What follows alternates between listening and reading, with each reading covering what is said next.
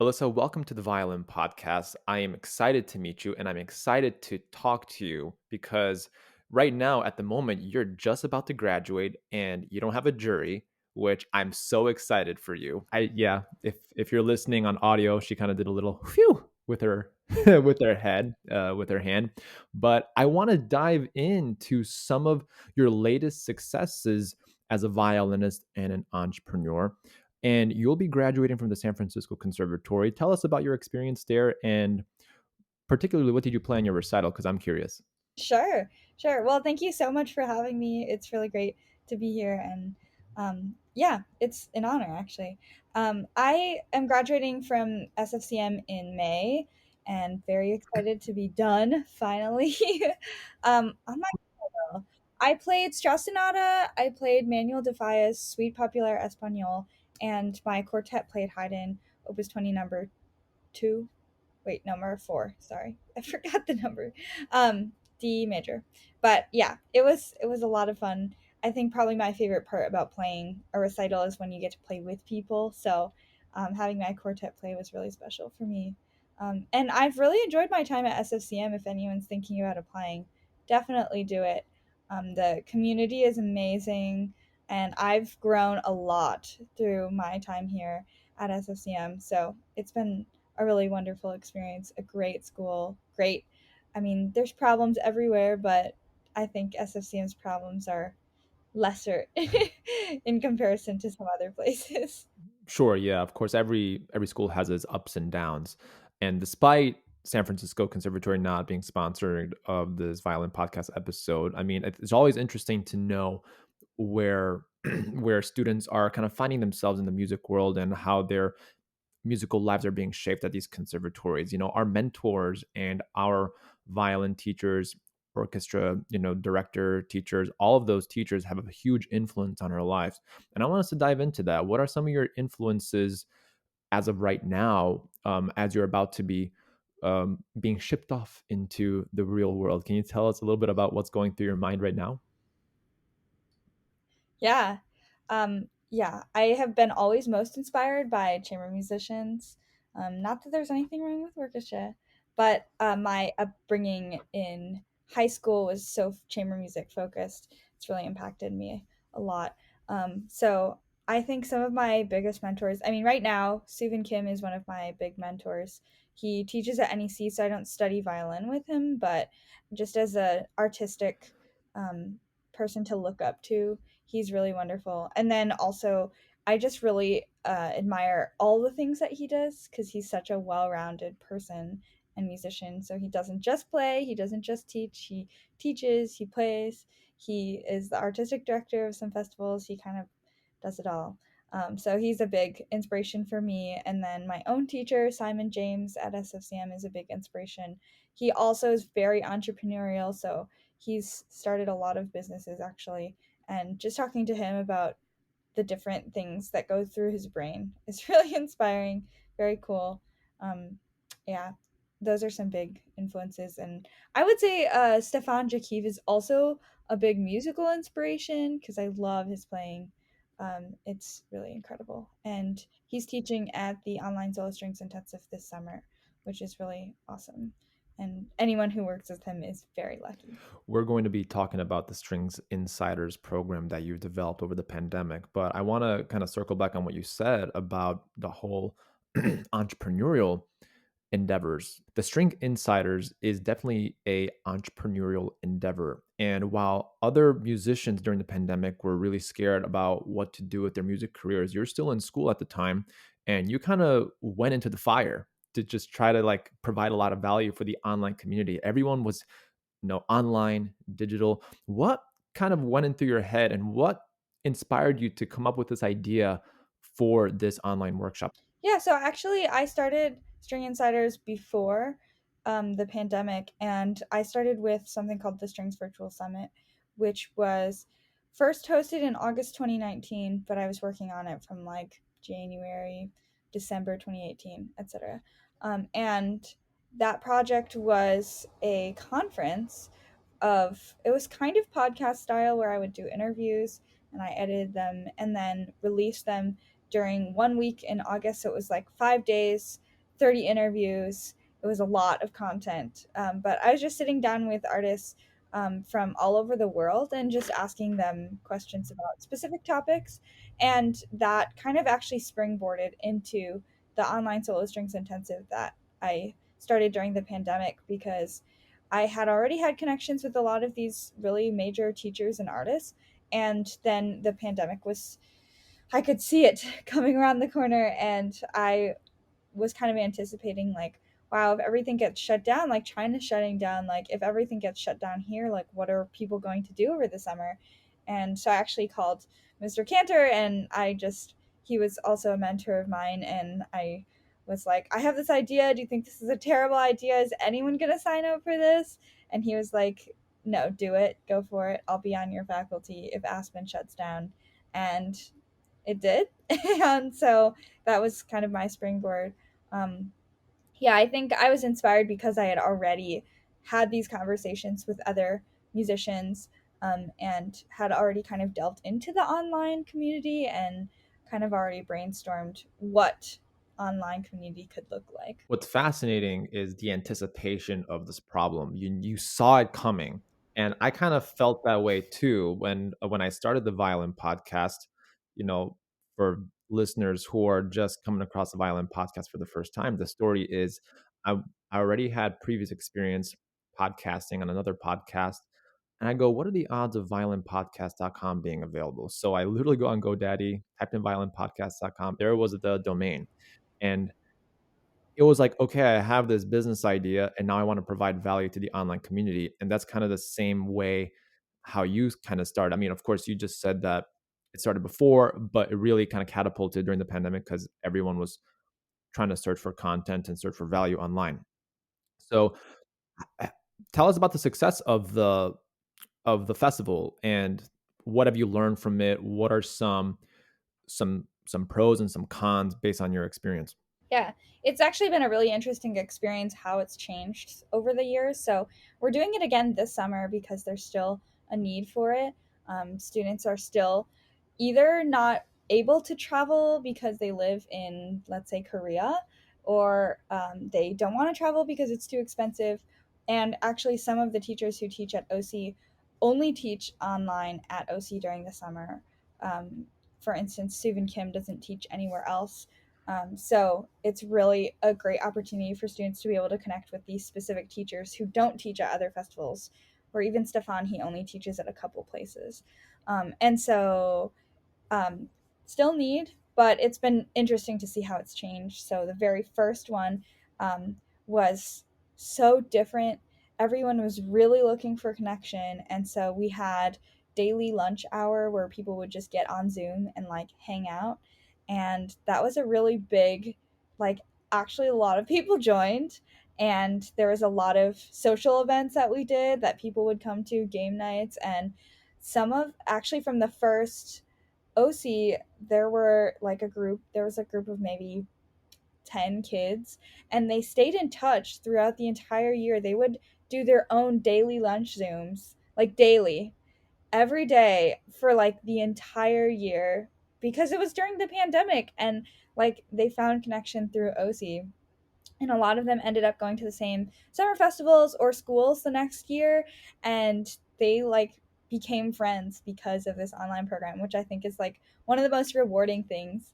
And also students who were able to meet their teachers for the first time on Zoom, and then subsequently get into those schools with those teachers, like Ani Kavafian. I had a student who studied with her for the first time at OC and then got into her studio. Same with Suvin and Mr. Cantor. It's just been really rewarding to see how these connections have actually shaped people's lives in the real world. And that's been really, really wonderful. We had 105 students at our first iteration. And then after that, we did a winter one that was like 82, I think. And then the summer after that, 104 students. And then we did another one last summer. And then this summer will be our fifth one. So it's really, really amazing to see all these people who are able to really have connection over Zoom, even though the pandemic is kind of over at this point. It's been really, really awesome to see. That's amazing. And what I find, what you're actually missing a kind of a big chunk in your story because people don't understand how much work you put in. I've been following you on your Instagram. I saw you put all the envelopes, all the flyers you've been mailing out to different schools, and I understand how much work you put in. I don't think many people realize what a big endeavor it is just to start up something from scratch by yourself. Have you had any help with this besides your mentors? Like, were you the one solopreneur trying to do all the marketing, doing all the website design, doing all the events? Was that you, or did you have a team? It's mostly me. I do a lot of the vision planning and a lot of the planning ahead. So I am the one who hires the faculty and all that stuff. And I do a lot of the marketing as well. It's mostly me. But I have had help recently. So the very first one, my assistant was Fiona Shea, who studies at Colburn. And she was really instrumental to me in helping me figure out schedules and do all this stuff because, as you said, lots of logistics. And we also, at the time, nobody was familiar with Zoom or with online lessons in general. So we had to do a lot of training of faculty and of students to have good setups so they could have good lessons. And so there's a lot of work for that as well. But I did have Fiona helping me pretty much for the few weeks leading up to the festival and during the festival. But I did a lot of the prep work and the marketing and the recruiting and all of that stuff. And then after Fiona stopped working for me, I've had Lydia Ray help me, and she's an amazing cellist. She's at Juilliard right now. And so we are kind of tag teaming it. So these days, she's a lot more involved in the project, and she really helps me, even with some vision planning and some marketing things. But yeah, for a while it was, I would say, mostly me.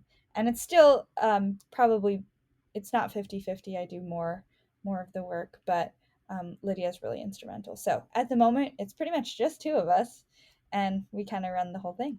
I'd love to help out in any capacity. That would be a really cool project to be a part of if there's a need, of course. But my you are graduating from San Francisco Conservatory right now. What are your plans for the future? I mean, you have this project. Now, is your plan to teach? Is your plan to perform? Maybe a little bit of both? Do you have any idea what you want to be doing? Yeah, I am actually really interested in arts administration coming out of these projects that have been happening. It's a really interesting place to be when I've never worked for an actual arts organization before starting my own. That's like such an interesting place to be, because I don't have a model to follow. And I've had mentors and I've talked to them, but every experience is different. And so for my small organization, the process to getting grants and to marketing and recruiting students is very different from, say, Aspen. So it's been really interesting to kind of jump into my own thing. So I'm actually kind of trying to go backwards a little bit and see how other organizations do it. So I'm going to see what I can do with organizations in the city, see if I can work with one or multiple of them, and just kind of see what their perspective is and how they run as mid-sized and large organizations. And then definitely still performing, doing some freelancing in the area. I'm going to stay in San Francisco.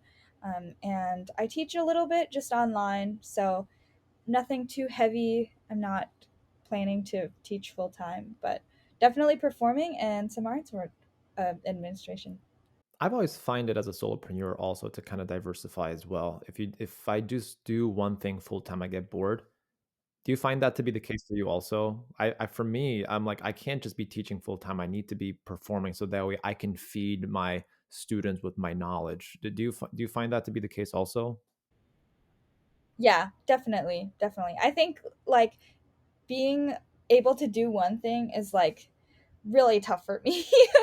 I definitely, it's not only that I get bored, I would say that like it's harder to manage my time when I don't have multiple things, because it's just more interesting and more exciting to me to have different things going on. And then when I have to do just one thing, I have a hard time focusing, to be honest. It's easy to just like switch for me and get more things done. that's one of the beautiful things about having a music career, because you're not just limited to one thing. And when an opportunity comes up, you can take it and learn from the experience. You're not just limited to classical, you're not just limited to teaching quartet. Actually, I gave a lecture at Virginia Commonwealth University about this topic, about the diversification of your whole music business model, and having the opportunity to know a little bit of everything makes your career way more exciting and less dull. So that's great to see and to hear that you're going that path, because that's a very similar path I took. And I think that's the path that we're going to start seeing even more with the latest graduates of today's generation. Back in 2015, when I graduated, I was one of the few people that did not go straight into a master's, because I was thinking about the things that you are thinking about now. I mean, you're way savvier than I am in that sense, but I was thinking about those things. How can I provide value? What does the market need, and like, what is the demand supply conversation?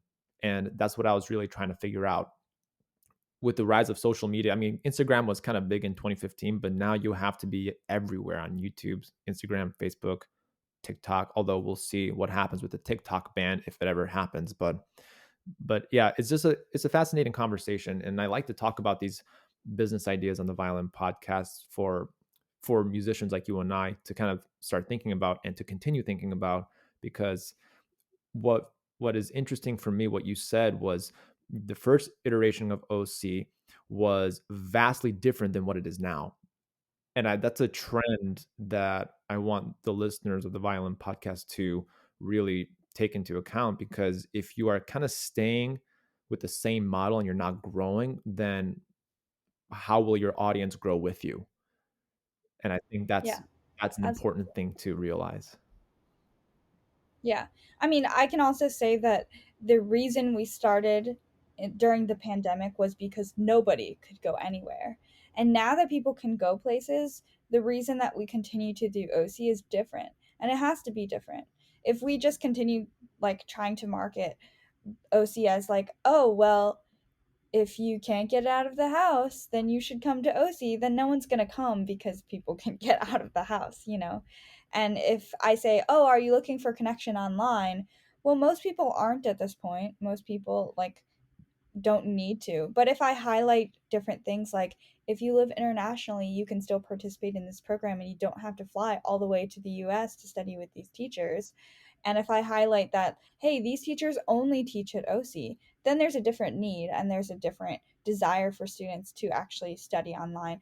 I've also brought up, you know, there are a lot of older students who are in their master's degrees and can't necessarily give up summertime working and freelancing to go to Aspen for 8 weeks, for instance.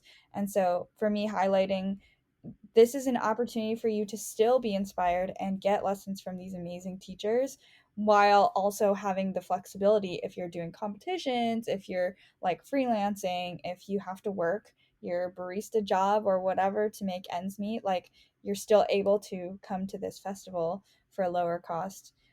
So yeah, I would just say, like you said, it's really important to grow with your audience and to like reevaluate every year what you're doing and if the growth has changed or shifted, um, and how you can best serve your audience. But that's really relevant to us as musicians. If we continue to play Bach the entire time, I love Bach, but if we continue to play the solo partitas and sonatas the entire time and not explore anything new, then that's when classical music really is dying.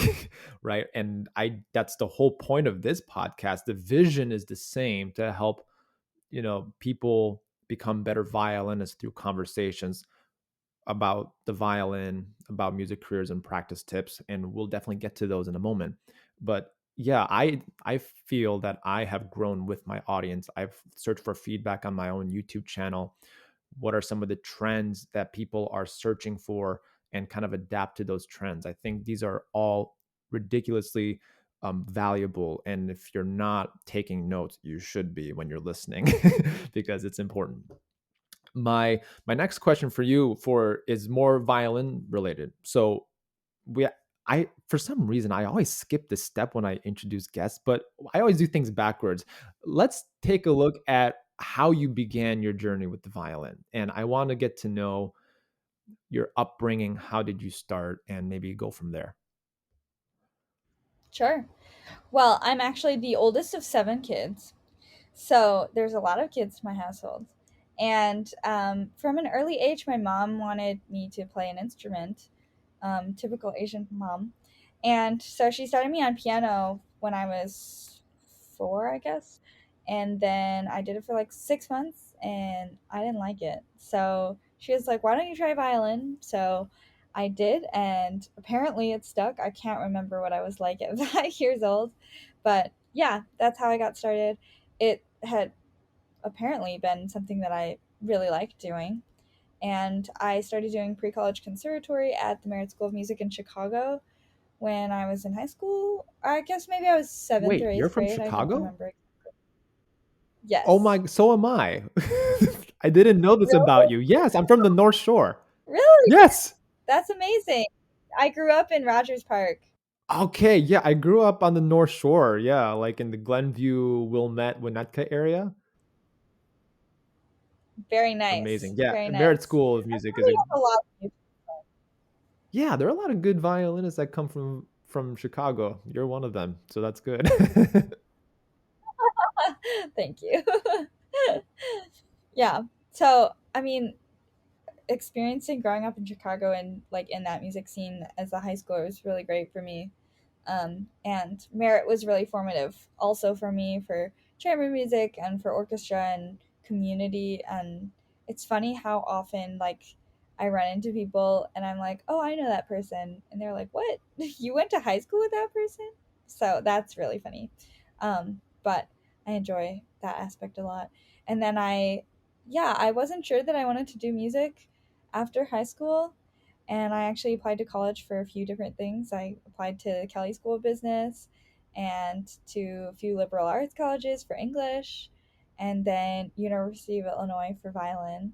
And Urbana-Champaign. I got That's the U of yeah, I. Urbana Champaign, and it kind of yeah decided it for me. So I was lucky to go there and learned a lot while I was there. At times I was like, why am I here? But it was really good At for U me. of I? So I'm glad I went. Yeah. Yeah. I remember doing All-State in Peoria. Yep. Good old Yep. Peoria, Illinois. If you have ever visited Peoria, you know what I'm talking about. Actually, I had a student go to Peoria for a completely separate thing other than music, and she's like, "Yeah, there's literally nothing there." That's so Yeah. Yeah. yeah, Illinois. I mean, Peoria is kind of like dead center, so all the districts would go to Peoria, and then we would have this festival like on the ice rink, and then you would have like the all-state choir, the band, and the orchestra, and our feet would be freezing to death, and we played Stravinsky Rite of Spring. Like the sacrificial, imagine like the sacrificial dance in like a Peoria, Illinois ice rink where you have two other groups, and we were like the first ones. We had to wait throughout the entire hour and a half for everyone to finish, and my feet were freezing until the end. That's brutal. It was brutal, but it's no, U of I is a great music school. um didn't Gil Shaham go to U of I feel like he did, or he taught. I Actually, I don't know. want to search that up. You might be right. That sounds right. I'm gonna search that That up for sounds our because this is important for our familiar. violin audience. uh, College, Or maybe he was just born there or maybe or something. that could also. No, he was born in Urbana. He was Okay. born there, but I mean, I think he went to Juilliard, and of course, yeah. So I Yeah. got that mixed up for some reason. I think maybe I'm thinking of someone else, but yeah, he was born in Urbana, Illinois. So funny. Yeah, So it random. all comes back to the Midwest. The Chicago, Midwestern people. It's just funny. It's great to make a fellow Chicago. I mean, I'm not a true Chicagoan. I was born in Chicago proper, was and then I moved up to the North Shore, up north, I guess. Um, so anyway, Yeah. Chicago born and raised. So I have sorry that I'm better than you. I have to ask you though, um, how much of the Chicago Symphony growing up played a role in your musical development. I remember when I was, I think, a senior in high school, that's when Riccardo Muti was in its inaugural season at the Chicago Symphony. And I remember the story very clearly. And I was with a friend of mine at the time. We went to the gala performance, and Sophie Mutter was a headliner. She was playing Beethoven Violin Concerto, but it turns out Riccardo Muti showed up backstage and he was really ill. So we were waiting for maybe half an hour trying to figure out what was going on. This made news. I don't know if you remember this story, but it turns out they were supposed to do like Beethoven 7, but they ended up doing maybe Mozart 35, Hofner Symphony, and Beethoven Violin Concerto with Anne-Sophie Mutter, and it was all conductorless. So imagine Robert Chen, concertmaster of Chicago Symphony, was leading from the first chair, and that was to me the most incredible piece of leadership, musicianship, and artistry by all the members of the Chicago Symphony. I will never forget that till the day I die. And I try to share that story whenever I can to show like leadership in music is so crucial. Have you Absolutely. had a moment Yeah, so I guess my long form question was like, did the Chicago Symphony have any influence on you? definitely it did. I remember going to Symphony Hall as a high schooler. But yeah, it's really that's such an interesting question. I've always been more of like a chamber musician Mm. growing up, or just more interested or more moved by chamber music than orchestra. So I don't know if that has something to do with it. I remember like I would say more formative for me was going to Ravinia Yeah. and like hearing Emerson quartet play. And I mean, I would see the CSO also at Ravinia, but I just have really good memories of going to Ravinia and seeing chamber ensembles play there. Ravinia is a really cool place. I recommend anyone who is in the Midwest or in Chicago go to Highland Park and attend a concert, even non-classical to in Ravinia. It's a great place. It's kind of similar. It's like the Midwest of Tanglewood, if you know what Tanglewood is, where you can go out, have a picnic, bring, some wine, some Yeah, cheese, enjoy a wonderful concert out in the outdoors. It's kind of really great. It's interesting about yeah, it's your beautiful. experience as a chamber musician because I was really focused on orchestral music. I really loved orchestra. I loved Mm. that for me. That concert with Riccardo Muti and Robert Chen at the helm, like as a concert master, really inspired me to be an orchestral musician. I mean, I do orchestra on the side now. I'm not full time for other reasons, but yeah, I would say growing up, that would be the case. I would be more into orchestra than chamber music. To be honest, I really wasn't aware of chamber music so intimately. Like what brought Hmm. you closer to chamber music when growing up? Like what about it made you like, wow, I can see myself doing this? I think it must have been the people because when I got to Merit, I was put into one of the good quartets, and I don't know, that experience was so important to me.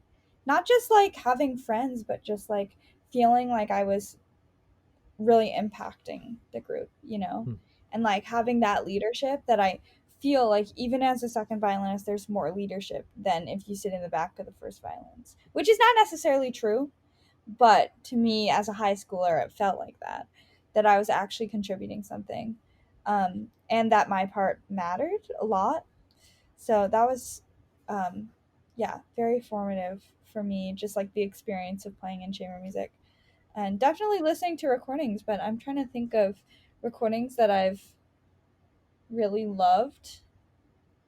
I used to listen to there was a WQXR series where they played all of the Beethoven quartets in the studio, and I remember watching the Ying quartet play 18/4, and because we were working on that piece at the time, and I think I watched that YouTube video like so many times, and that was when Ayano Maya was on first violin with the Yings, and which is funny because now Ayano is teaching at OC this summer, so full circle.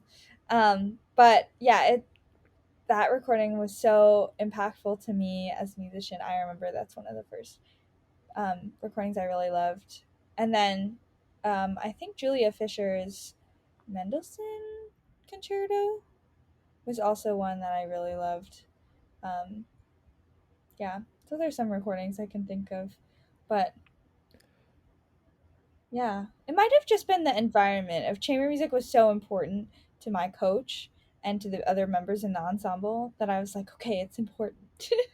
And that's definitely carried with me throughout my entire career of like being in school. It's just been always chamber has been the focus for me. Can you give tips on your experience as a chamber musician? What are some things that you look for, or what have you experienced that kind of helped you go to the next level in terms of your chamber music playing? Not violin technique wise, which we'll get to in a moment, but like as a whole chamber music quartet experience. Can you share some of your ideas? Yeah. Yeah, I had a really serious quartet in my undergrad at Illinois, and we rehearsed like 10, 12, 14 hours a week. It was like a lot every week. It was like a part-time job. It is a part-time But we job. It got really really is. good. Yeah, we got really good at listening, and I think that's like the sole thing that's important about being a musician, period, probably, is just listening and being able to respond to others, and also like being able to hear yourself in a non-biased way. That's so important, and I think that's something that I've learned as a chamber musician is just how closely can you listen, how well can you hear when the ensemble's not quite together, when the intonation's not quite there, when the character's not matching, when your bow strokes aren't the same, when your intention's not the same. And those are things that like if you're a casual if you're casually rehearsing, it can all sound like kind of fine and you know something's not quite right, but you don't know how to fix it. And I think like that's a really important skill is being able to identify the problems and like being able to listen so closely that you know what's going on. Yeah, and quartet, like playing in quartet and getting those really ringing chords has been like also very very formative for just my solo playing, um even because being able to hear tonality like that quickly and in like vertical form is so important because I think as violinists we tend to hear it melodically, which is important too and really good, but being able to like something that I've had a hard time with is playing with piano because piano is in like, equal temperament, and so, like, being able to hear when I'm out of tune with the piano is harder for me than hearing when I'm out of tune with the string quartet. But being in quartet so intensely has helped me be able to adjust to piano because I can hear those differences in intonation, which I think, like, when I was younger, I would just play with piano and it's like my intonation is my intonation. I don't really care. But, like, you also have to listen to the piano. Especially when you're playing unison. So, anyway, that was a really long tangent of just the point is learning to listen. And that's something that not everyone can do, but everyone can get better at. I teach this to my students as well, trying to open up your ears with what's around you and try to get your eyes out of the music, because I think our eyes can often be a crutch. Yeah, our eyes can often be a crutch to the music just by if you're just like reading the notes. But I think there's value in chamber music that I have learned as well in learning how to make good musical, artistic, and intonation choices, because not everything is going to sound in tune. And as a group, I know I've talked to quartets on the Violin Podcast where intonation is a really talked about subject. Do we want to do things in equal temperament? Particularly if you're playing like a piano quintet, you want to make sure you're in tune with the piano, or if you're playing in just intonation. I've found that a lot of groups who have been together for a very long time, maybe like Danish string quartet comes to mind. Their intonation is just out of this world, and they have, to me, I found, I wish to interview them on the Violin Podcast, hopefully in the future, about intonation and how they discuss intonation. But I find that just kind of having four minds in a group to be like one is so tough and challenging, but that's why we do it. We don't do things because it's easy. We do them because it's hard. Yeah. And I find that the level of musicianship can really go further with chamber music because you have the Mhm. solo line and you have leadership over your own part. And I'm so happy to hear that you play second violin because I love playing second violin. I like being with the viola. I love being with the cello and occasionally with the first. I like being a little bit of everywhere. You know, it's kind of boring just to have the melody every once in a while, like all the time. Yeah, yeah. Something you said I that struck a understand that. chord, no pun intended, was was thinking of music vertically, thinking harmonically, while a lot of violins think melodically and horizontally. And I guess that depends on what composer you're really playing. So that's also another power tip for anyone who is in chamber music to think of harmony in your string group, in your quartet. I think that's really valuable as well. But Alyssa, I have taken so much of your time and I really appreciate you coming on the Violin Podcast. If there was one thing that you can leave our audience with today in terms of like a music career, violin tips, chamber music, entrepreneurial endeavors, what can you offer our audience today? Ooh, that's such a tough one to put it into one thing. I would say that my one tip is to always learn.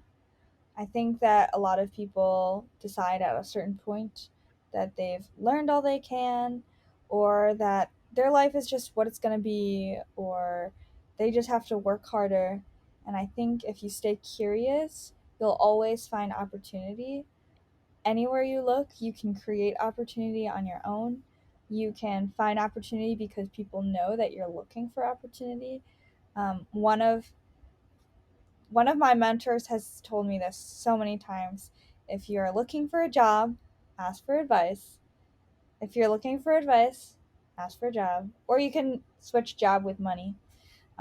And I think it's really important if you're ever looking for an opportunity, don't ask straight up about the opportunity. Ask the person for advice about how to get an opportunity like that because someone will either be like, oh, you're interested? Let me help you. Or they'll give you advice that you can go off and do it on your own. But if you ask directly, sometimes that comes across as needy or assertive or too forward, etc. So I really like this idea of just asking people for their opinions, for their advice, and it'll go a long way. So stay curious, always learn, and opportunity will come to you. Friends, this was Alyssa Tong, the creator and leader of the String Insiders. How can people get in touch with you or learn more about you, Alyssa? You can visit our website, stringinsiders.com. You can also follow me on Instagram. I'm most active on Instagram. It's just string insiders, singular string, plural insiders. and yeah, I'm mostly on Instagram. I have a Facebook page, and there's also a Facebook group. But yeah, you can also feel free to email me, Alyssa at stringinsiders.com, if you ever have a question or you want to reach out to me personally. Um, Thank you so much for having me, Eric. It's been a pleasure to be on the Violin Podcast. Yeah, likewise. Hope to be in touch soon. Sounds great. Thank you.